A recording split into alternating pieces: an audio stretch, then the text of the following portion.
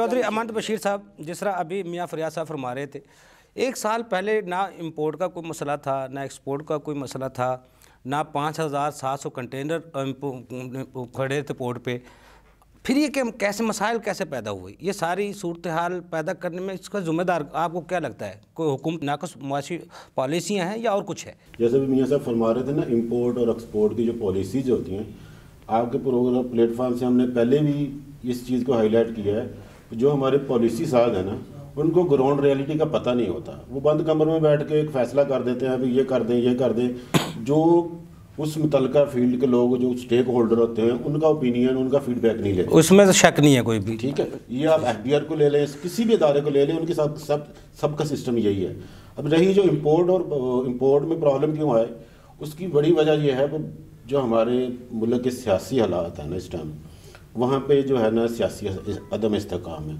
और किसी भी मुल्क में जब तक सियासी इस्तेहकाम ना हो, मुआशी इस्तेहकाम उससे इंटरलिंक होता है। जी जी। अब इम्पोर्ट में जो है डार साहब की जो पॉलिसी है, डॉलर को उन्होंने जो मैं जी कंट्रोल करूंगा 255 पे, मैं 225 पे, मैं उनको जिद लगाई हुई थी, मैंने 225 ऊपर से नहीं जाना देना, लेकिन वो मार्केट में 260 का था, 260 प्लस का था। अगर आप करेंसी को ना भी कंसीडर करें, जो आपका एक्सचेंज रेट होता है वो गोल्ड से भी कंपेयर करें तो आपका रेट जो है 260 प्लस आ रहा है।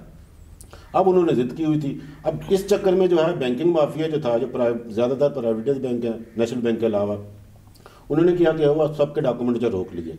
अब इसमें स्टेट बैंक एक इंक्वायरी भी कर रहा है। ये विदन जो है 1.5 से 2 महीने के अंदर तकरीबन 50 बिलियन से ज़्यादा का जो है बैंकों ने पैसा कमाया है। ये एक्सचेंज रेट 1-2 माह के अंदर 1-2 माह के अंदर एक्सचेंज रेट और जो डॉक्यूमेंट रेट उन्होंने अपने इंपोर्टर से या अपने जी अकाउंट होल्डर से रिसीव की। अब इसकी इंक्वायरी किसने करनी है? वो इंक्वायरी होगी, बस उसके अंदर वो जो है ना, ये कार्टल बना हुआ ना सबका। जी। अब इंपोर्ट में 5,700 से ज़्यादा कंटेनर हैं। ठीक है, अब ऐसे लोग भी हैं जिनको 2-2 महीने से कंटेनर वहाँ पे स्टक अप हुए हैं। उनके डॉक्यूमेंट की वैल्यू कितनी है? 5,000, 6,000, 7,000। इवन के 23 जनवरी को अभी स्टेट बैंक ने एक सर्कुलर इशू किया है। ऐसे डॉक्यूमेंट जो सप्लायर है वो अगर बैंक को मैसेज कर देता है, 180 डेज का DA के उसको परमिशन दे देता है, तो उसकी कंडीशन जो है वो डॉक्यूमेंट मटेरियल जो है 18 जनवरी से पहले आ चुका हो, या बिल ऑफ लैंडिंग जो है वो 18 जनवरी से पहले का इशू हुआ हो। जी। इवन उसको भी स्टेट जो प्राइवेट बैंक एंटरटेन नहीं कर रहे हैं। जी। मेरे 2-3 क्लाइंट ऐसे हैं जिनके 5-5 हज़ार के डॉक्यूमेंट हैं, वो 5,000 के डॉक्यूमेंट भी उस सर्कुलर आने के बाद भी जो है रिलीज नहीं कर रहे। तो फिर वो जो $50,000 की जो 84 वो भी लॉलीपॉप था। ग्राउंड रेडी बस वो काम हुआ। कोई आप किसी बैठे हैं ना मियां साहब, अब इंपोर्टर से पूछे ना, इंपोर्टर फेस क्या कर रहा है। अब एक चीज की वैल्यू उसने मंगवाई है, 100 रुपये उसकी कॉस्ट है। जी। अब उसको 500 रुपये उस पर डैमरेज पड़ गया अब तक। सही कह रहे हैं आप। अब उसमें यार्ड के भी पैसे हैं, शिपिंग लाइन के भी पैसे हैं।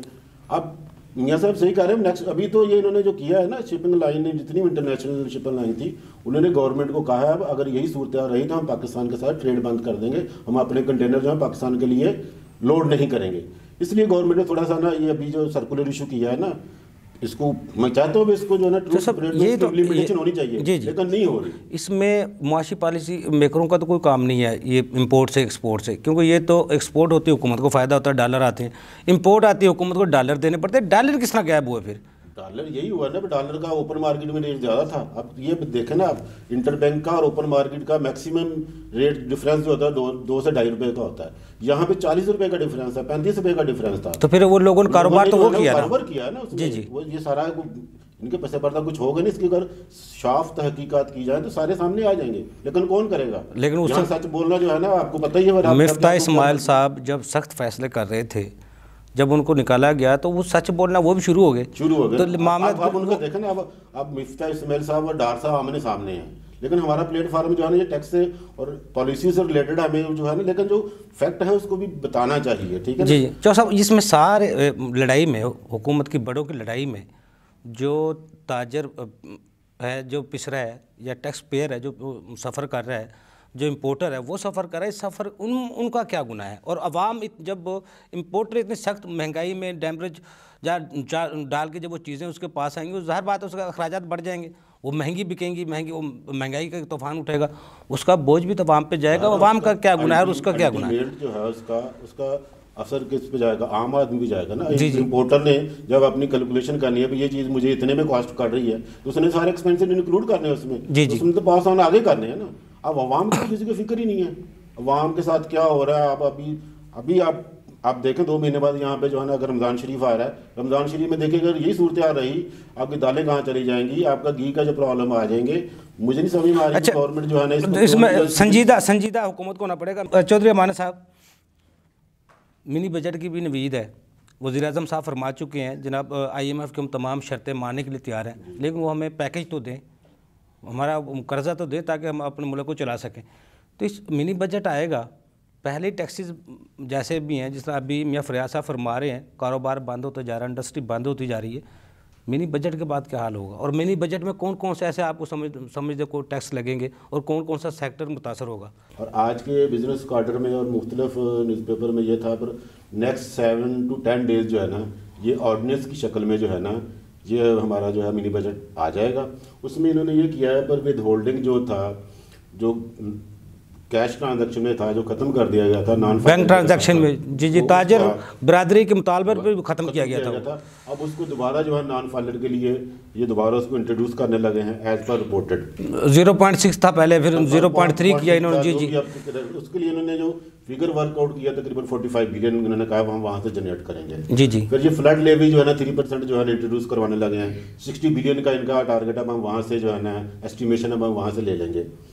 कैपिटल वैल्यू जो आपकी जो है व्हीकल जो है इंपोर्टर या लोकल है, उसमें CVT जो है ना उसके रेट को बढ़ाने जा रहे हैं। उस पर जो है ना 10 बिलियन का इनका टारगेट है, हम वहाँ से लेंगे। फिर जो बैंकों के जो बाहर की आमदनी है, फॉरेन इनकम है, उसमें जो है ना कुछ रेट लगाने लगे हैं, 20 बिलियन का वहाँ से करेंगे। फिर ये शुगर जो हमारा हम मशरूबात पीते हैं, तो उस पर जो है ना ये FAD को बढ़ाने लगे हैं, 20 बिलियन का कह रहे हैं, वो क्वेश्चन हम वहाँ से लेंगे। फिर सिगरेट से लेंगे 25-30 बिलियन का। जो सबसे बड़ी अलार्मिंग सिचुएशन है करंट सूरत हाल में, हमारे पास डॉलर की शॉर्टेज है। इस सूरत में गवर्नमेंट को ये चाहिए एक्सपोर्टर को फैसिलिटेट करे, उनको कोई एक्स्ट्रा बेनिफिट दे। अब इस बजट जो सुनवाई हो रही है, इस बजट में करने ये लगे हैं, जो एक्सपोर्टर फैसिलिटेशन स्कीम थी, उसमें इंपोर्टर को एक्सपोर्टर को जो रॉ मटेरियल मंगवाता था फॉर री एक्सपोर्ट के लिए एग्जाम्पशन खत्म कर दी जाएगी, टैक्स एग्जाम्पशन दी। अब उसको एग्जाम्पशन को खत्म करने लगे हैं। अब ये तो वही वाली बात होगी मियां साहब वाली, पर जलती पे तेल नहीं, पता नहीं कोई और ही चीज़ जो है ना डालने लगे हैं, बिल्कुल ही जो है ना बेड़ा गर्क करने लगे। तो वो बैंक ट्रांजैक्शन पे जो टैक्स लगने वाला है, वो भी ज़्यादा वो तनख्वाहदार पेशे पे, वो पेंशनर वाले जो छोटे स्टूडेंट है, तुम जो थोड़े अपनी ट्रांजैक्शन करते हैं, मसाइल तो उनको पैदा होंगे सबसे ज़्यादा। अल्टीमेटली वहाँ को ही आने हैं ना। जी जी, सही कह रहे हैं। अब सूरत हाल में इसमें एक मेरी प्रपोजल हमने पहले भी एक फोरम पे दिया था, वो गवर्नमेंट को चाहिए, पर जैसे पहले एमनेस्टी आई हैं, इस टाइम जो है ना गवर्नमेंट डॉलर की एमनेस्टी दे दे, इंट्रोड्यूस करवा दे। जिसके पास भी डॉलर हैं वो सर्टेन परसेंटेज पे को डिक्लेयर कर दे, और उससे ना उसकी किसी मुल्की और गैर मुल्की जो असास है डॉलर की सूरत में, डॉलर की सूरत में ना, जी जी, डॉलर की शॉर्टेज हो रही है ना, डॉलर की वजह से सारे प्रॉब्लम आ रहे हैं। तो डॉलर की को एमनेस्टी इंट्रोड्यूस करवा दे, कुछ सर्टेन परसेंटेज रख ले, ताकि जो हमारा गैप है डॉलर का, वो कम से कम जो है किसी हद तक आ जाए, और लोगों के पास बहुत डॉलर है। चौधरी अहमद बशीर साहब, टाइम कम है, ताजरों का एक नारा है जो काफ़ी अरसे से चल रहा है, चार्टर ऑफ इकॉनमी, ये मुमकिन है? सर मुमकिन तो सब कुछ है। जैसे ये अपने ज़ाती मफादात के लिए इकट्ठे हो सकते हैं, हो सकते तो मुल्क के मुआशरत के लिए क्यों नहीं, मुल्क की मुआशी मामलात के लिए क्यों नहीं इकट्ठे हो सकते? सही कह रहे हैं, होना चाहिए और वक्त की ज़रूरत भी है। लेकिन मियां साहब ने कहा था कि इसके लिए ना जो हुक्मरान होता है उसको अपने करदार से अपनी बाई एग्जांपल जो है ना सेट करनी पड़ती है। देखें जी, हम अपने ये हमारे मामला थे, हमने इसको रिड्यूस किया, 80 के करीब इनकी कबीना है।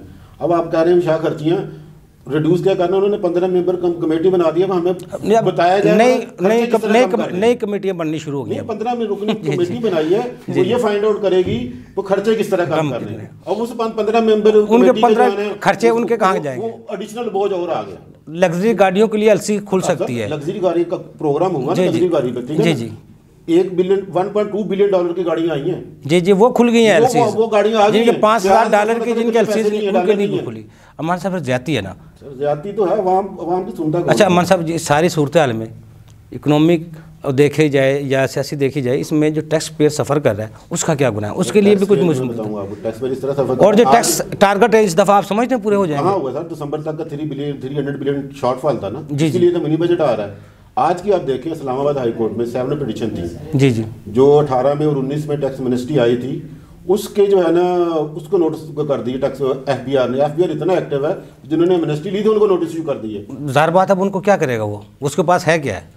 जब जो कारोबार लोगों को है कि नहीं, इंडस्ट्री बंद नहीं होंगी तो फिर वो लोग किसी को टैक्स लेना उन्होंने। यही है इसके सिंसियर लोगों को लेके आए और एक ऐसा सिस्टम बनाया, कोई भी आए XYZ आए, लेकिन जो मुआशियत के मामले आते हैं वो कोई अगले 15 साल तक के लिए ना पॉलिसी को फिक्स कर दे, अगर कोई भी आए उस रोड मैप को जो है ना वो डिस्टर्ब ना किया जाए। तो बजट में एक दफ़ा 10 साल के लिए बजट एक दफ़ा दे दिया जाए ना ताजर बरादरी के लिए, वो भी तो प्लान करती है मैंने साल में इतना टैक्स देना है, ये मैंने सिस्टम करना है। अगर 10 साल के लिए उनके लिए प्लान बन जाए, एक बजट आ जाए, हर साल 5% या 10% बढ़ा लें आप, बैठ के सबको बिठाएं, उसमें वर्किंग हो सकती है, क्यों नहीं हो सकती सर? हर चीज़ पॉसिबल है अगर आपकी नीयत सही हो, आपकी सिमत दुरुस्त हो, तो सब कुछ मुमकिन है। कौम में बड़ा पोटेंशियल है।